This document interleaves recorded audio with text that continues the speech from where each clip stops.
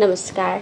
ये रामायण कथा पूरी तरह से श्रीमद् वाल्मीकि रामायण के ऊपर आधारित है। यदि आप इसका निरंतर श्रवण करते रहना चाहते हैं तो इस चैनल को सब्सक्राइब ज़रूर कर लें और आगे आने वाली सभी पॉडकास्ट के नोटिफिकेशन के लिए बेल आइकन को भी ज़रूर से प्रेस कर दें। अब हम सुनेंगे 122वां सर्ग। श्री राम की आज्ञा से विभीषण द्वारा वानरों का विशेष सत्कार तथा सुग्रीव और विभीषण सहित वानरों को साथ लेकर श्री राम का पुष्पक विमान द्वारा अयोध्या को प्रस्थान करना। फूलों से सजे हुए पुष्पक विमान को वहां उपस्थित करके पास ही खड़े हुए विभीषण ने श्री राम से कुछ कहने का विचार किया। राक्षस राज विभीषण ने दोनों हाथ जोड़कर बड़ी विनय और उतावली के साथ श्री रघुनाथ जी से पूछा, प्रभु अब मैं क्या सेवा करूं?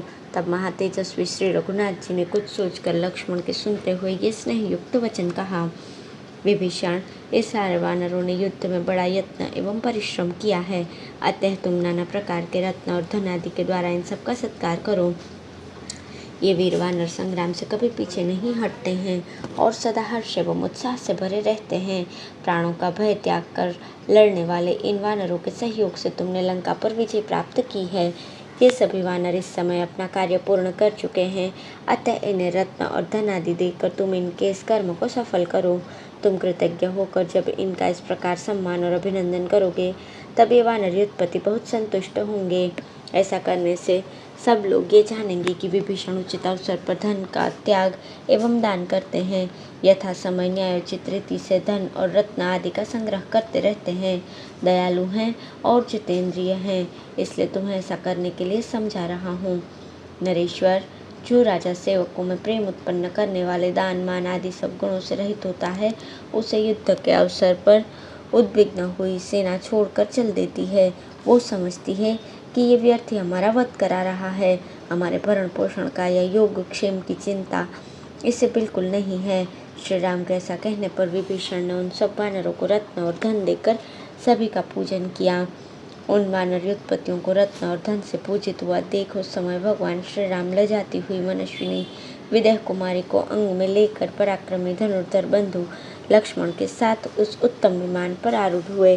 विमान पर बैठकर समस्त वानरों का समादर करते हुए उनका कुष्ठ कुलभूषण श्री राम ने विभीषण सहित महापराक्रमी सुग्रीव से कहा, वीरों, आप लोगों ने इस मित्र का कार्य मित्रोचित रीति से ही भली भांति संपन्न किया। अब आप सब अपने अपने अभिष्ट स्थानों को चले जाएं। एक हितैषी एवं प्रेमी मित्र को जो कार्य करना चाहिए वो सब तुमने पूरा कर दिखाया, क्योंकि तुम अधर्म से डरने वाले हो। वानर राज, अब तुम अपनी सेना के साथ शीघ्र ही किष्किंधापुरी को चले जाओ। विभीषण, तुम भी लंका में मेरे दिए हुए अपने राज्य पर स्थिर रहो। अब इंद्र आदि देवता भी तुम्हारा कुछ नहीं बिगाड़ सकेंगे। अब इस समय मैं अपने पिता की राजधानी अयोध्या को जाऊंगा। इसके लिए आप सब लोगों से पूछता हूँ और सबकी अनुमति चाहता हूँ। श्री रामचंद्र जी के ऐसा कहने पर सभी वानर सेनापति तथा राक्षस राज विभीषण हाथ जोड़कर कहने लगे, भगवान, हम भी अयोध्यापुरी को चलना चाहते हैं। यदि आप हमें भी अपने साथ ले चलें, वहाँ हम प्रसन्नता पूर्वक वनों और उपवनों में विचरेंगे। राज्याभिषेक के समय मंत्रपूत जल से भीगे हुए आपके श्री विग्रह की झांकी करके माता कौशल्या के चरणों में मस्तक झुकाकर हम शीघ्र अपने घर लौट आएंगे। विभीषण सहित वानरों के इस प्रकार अनुरोध करने पर श्री राम ने सुग्रीव तथा विभीषण सहित उन वानरों से कहा, मित्रों, यह तो मेरे लिए प्रिय से भी प्रिय बात होगी, परम प्रिय वस्तु का लाभ होगा। यदि मैं आप सभी सुहृदों के साथ अयोध्यापुरी को चल सकूं, इससे मुझे बड़ी प्रसन्नता प्राप्त होगी। सुग्रीव, तुम सब वानरों के साथ शीघ्र ही इस विमान पर चढ़ जाओ। विभीषण, तुम भी मंत्रियों के साथ विमान पर आरूढ़ हो जाओ। तब वानरों सहित सुग्रीव और मंत्रियों सहित विभीषण बड़ी प्रसन्नता के साथ उस दिव्य पुष्पक विमान पर चढ़ गए। उन सब के चढ़ जाने पर कुबेर का वो उत्तम आसन पुष्पक विमान श्री रघुनाथ जी की आज्ञा प्राप्त करके आकाश को उड़ चला। आकाश में पहुंचे हुए उस हंस युक्त तेजस्वी विमान से यात्रा करते हुए पुलकित एवं प्रसन्नचित श्री राम साक्षात कुबेर के समान शोभा पा रहे थे। वे सब वानर, भालू और महाबली राक्षस उस दिव्य विमान में बड़े सुख से फैलकर बैठे हुए थे। किसी को किसी से धक्का नहीं खाना पड़ता था। अब है अयोध्या की यात्रा करते समय श्री राम का सीता जी को मार्ग के स्थान दिखाना। श्री राम की आज्ञा प्राप्त करके वो हंसयुक्त उत्तम विमान महान शब्द करता हुआ आकाश में उड़ने लगा।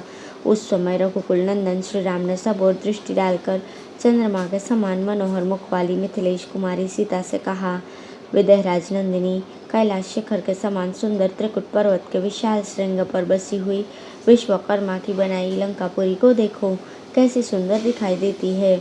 इधर इस युद्ध भूमि को देखो, यहाँ रक्त और मांस की कीच जमी हुई है।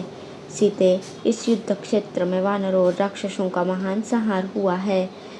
यह राक्षस राज रावण राख का ढेर बनकर सो रहा है। यह बड़ा भारी हिंसक था और इसे ब्रह्मा जी ने वरदान दे रखा था, किंतु तुम्हारे लिए मैंने इसका वध कर दिया। यहीं पर मैंने कुंभकर्ण को मारा था, यहीं निशाचर प्रहस्त मारा गया है और इसी समरांगण में वानरवीर हनुमान ने धूम्राक्ष का वध किया है। यही महामना सुषेण विद्युन्माली को मार चुके हैं और इसी रणभूमि में लक्ष्मण ने रावण पुत्र इंद्रजीत का संहार किया था। यही अंगद ने विकट नामक राक्षस का वध किया, जिसकी ओर देखना भी कठिन था। वो विरूपाक्ष तथा महापार्श्व और महोदर भी यहीं मारे गए हैं। अकंपन तथा दूसरे बलवान राक्षस यहीं मौत के घाट उतार दिए गए। त्रिशिरा, अतिकाय, देवांतक और नरांतक भी यहीं मार डाले गए थे। युद्धोन्मत्त और मत, ये दोनों श्रेष्ठ राक्षस तथा बलवान कुंभ और निकुंभ, ये कुंभकर्ण के दोनों पुत्र भी यही मृत्यु को प्राप्त हुए। वज्रदंष्ट्र और दंष्ट्र आदि बहुत से राक्षस यही काल के ग्रास बन गए। दुर्घर्ष वीर मकराक्ष को इसी युद्ध स्थल में मैंने मार गिराया था। अकंपन और पराक्रमी शोणिताक्ष का भी यही कार्य संपन्न हुआ था। युपाक्ष और प्रजंग भी इसी महासमर में मारे गए थे। जिसकी ओर देखने से भी भय होता था, वो राक्षस विद्युत जीवक भी यही मौत का ग्रास बन गया। यज्ञ शत्रु और महाबली सुप्तघ्न को भी यही मारा गया था। सूर्य शत्रु और ब्रह्म शत्रु नामक निशाचरों का भी यही वध किया गया था।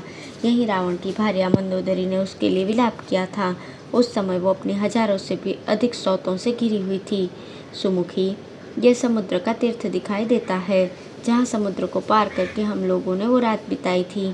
खारे पानी के समुद्र में ये मेरा बंधवाया हुआ पुल है, जो नल सेतु के नाम से विख्यात है। देवी, तुम्हारे लिए ही ये अत्यंत दुष्कर सेतु बांधा गया था। इस अक्षोभ्य वर्णालय समुद्र को तो देखो, जो अपार सा दिखाई देता है। शंख और सीपियों से भरा हुआ ये सागर कैसी गर्जना कर रहा है। इस सुवर्णमय पर्वतराज हिरण्यानाभ को तो देखो, जो हनुमान जी को विश्राम देने के लिए समुद्र की जलराशि को चीर कर ऊपर को उठ गया था। यह समुद्र के उदर में विशाल टापू है, जहाँ मैंने सेना का पड़ाव डाला था। यही पूर्व काल में भगवान महादेव ने मुझ पर कृपा की थी। सेतु बांधने से पहले मेरे द्वारा स्थापित होकर वे यहाँ विराजमान हुए थे। इस पुण्य स्थल में विशालकाय समुद्र का तीर्थ दिखाई देता है, जो सेतु निर्माण का मूल प्रदेश होने के कारण सेतुबंध नाम से विख्यात तथा तीनों लोकों द्वारा पूजित होगा। यह तीर्थ परम पवित्र और महान पातकों का नाश करने वाला होगा। यहीं ये राक्षस राज विभीषण मुझसे आकर मिले थे।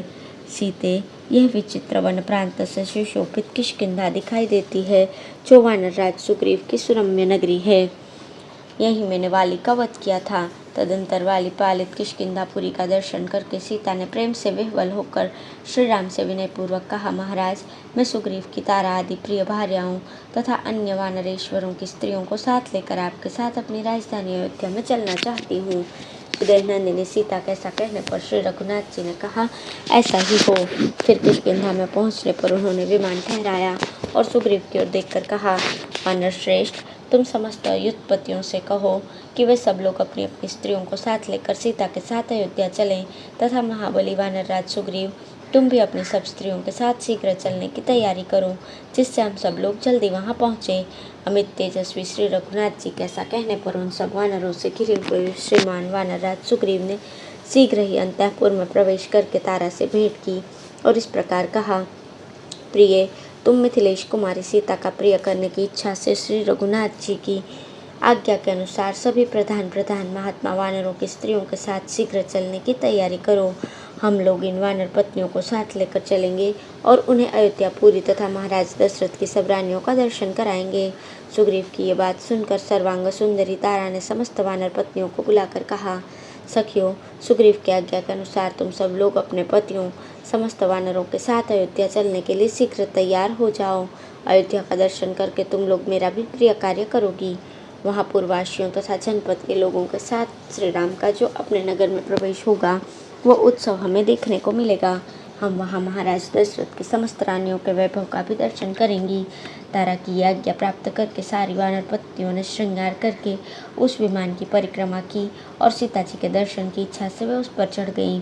उन सब के साथ विमान को शीघ्र ही ऊपर उठा देख श्री रघुनाथ जी ने ऋष्यमुख के निकट आने पर पुनः विद्यानंदिनी से कहा, सीते, वह जो बिजली सहित मेघ के समान सुवर्णमय धातुओं से युक्त एवं श्रेष्ठ महान पर्वत दिखाई देता है, उसका नाम ऋष्यमुख है। यही में वानर राज सुग्रीव से मिला था और मित्रता करने के पश्चात वाली का वध करने के लिए प्रतिज्ञा की थी। यही वो पंपा नामक पुष्करणी है जो तटवर्ती विचित्र काननों से सुशोभित हो रही है।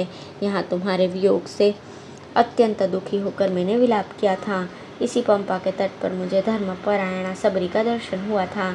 इधर वो स्थान है जहाँ 1 योजन लंबी भुजा वाले कबंध नामक असुर का मैंने वध किया था। सीते, जनस्थान में वो शोभाशाली विशाल वृक्ष दिखाई दे रहा है जहाँ बलवान एवं महातेजस्वी पक्षी प्रवर जटायु तुम्हारी रक्षा करने के कारण रावण के हाथ से मारे गए थे। यह वो स्थान है जहाँ मेरे सीधे जाने वाले बाणों द्वारा खर मारा गया, दूषण धराशायी किया गया और महापराक्रमी तिश्रा को भी मैंने मौत के घाट उतार दिया। ये हम लोगों का आश्रम है तथा वो विचित्र पर्णशाला दिखाई देती है जहाँ आकर राक्षस राज रावण ने बलपूर्वक तुम्हारा अपहरण किया था। यह स्वच्छ जल राशि से सुशोभित मंगलमयी रमणीय गोदावरी नदी है तथा वो केले के कुंजों से घिरा हुआ महर्षि अगस्त्य का आश्रम दिखाई देता है। यह महात्मा सुतीक्ष्ण का दीप्तिमान आश्रम है। वो शरभंग मुनि का महान आश्रम दिखाई देता है जहाँ सहस्त्र नेत्रधारी पुरंदर इंद्र पधारे थे। यह वो स्थान है जहाँ मैंने विशालकाय विराट का वध किया था। तनुमध्य में ये वो तापस दिखाई देते हैं जिनका दर्शन हम लोगों ने पहले किया था। इस तापस आश्रम पर ही सूर्य और अग्नि के समान तेजस्वी कुलपति अत्रि मुनि निवास करते हैं। यहीं तुमने धर्मपरायणा तपस्विनी अनसुया देवी का दर्शन किया था। वो गिरिराज चित्रकूट प्रकाशित हो रहा है। वहीं कैकेयी कुमार भरत मुझे प्रसन्न करके लौटा लेने के लिए आए थे। ये विचित्र काननों से सुशोभित रमणीय यमुना नदी दिखाई देती है और ये शोभाशाली भारद्वाज आश्रम दृष्टिगोचर हो रहा है। ये पुण्य शलीला त्रिपथगा गंगा नदी दिख रही है जिनके तट पर नाना प्रकार के पक्षी कलरव करते रहते हैं और द्विज वृंद पुण्य कर्मों में रत हैं। इनके तटवर्ती वन के वृक्ष सुंदर फूलों से भरे हुए हैं। ये श्रृंगवेगपुर है जहाँ मेरा मित्र गुह रहता है। ये यूपमालाओं से अलंकृत सरयू दिखाई देती है जिसके तट पर मेरे पिताश्री की राजधानी है। तुम वनवास के पश्चात फिर लौटकर अयोध्या को आई हो, इसलिए इस पुरी को प्रणाम करो। तब विभीषण सहित वे सब राक्षस और वानर अत्यंत हर्ष से उल्लासित होकर उछल उछल कर उस पुरी का दर्शन करने लगे। तत्पश्चात वे वानर और राक्षस श्वेत अट्टालिकाओं से अलंकृत और विशाल भवनों से विभूषित अयोध्यापुरी को, जो हाथी घोड़ों से भरी थी और देवराज इंद्र की अमरावती पुरी के समान शोभित होती थी, देखने लगे। इस प्रकार श्री वाल्मीकि निर्मित रामायण आदि काव्य की युद्ध कांड में 123वां सर्ग पूर्ण हुआ। धन्यवाद।